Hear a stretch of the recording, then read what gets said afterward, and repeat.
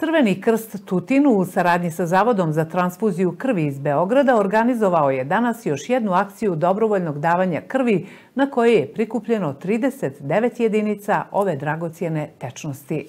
Kao i u većini prethodnih akcija i današnjim odzivom građana da dobrovoljno daju krv, zadovoljni su iz Zavoda za transfuziju krvi Beograd. Imamo jako lep odziv što se tiče naših vernih davaoca. Želimo naravno da pozovemo što više novih, mladih, potencijalnih davalaca krvi.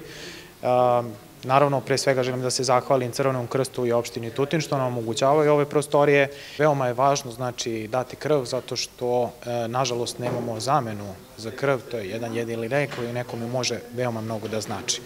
Ono što želim da naglasim jeste da trenutno imamo od 3 do 4% samo dobrovoljnih davalaca krvi.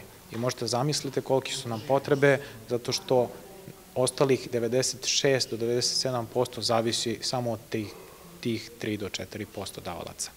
Tako da, mimo ovih sitnih prehlada i ovo što se često dešava, u ovom periodu, nažalost, imamo malo manji odziv, i zato i želimo da pošaljemo apel da što veći broj davalaca i potencijalnih zainteresovanih davalaca krvi da dođu da svrate. Iz Crvenog krsta podsjećaju na tradiciju održavanja proljećne akcije i pozivaju dobrovoljne davaoce da se u što većem broju odazovu i u narednom periodu.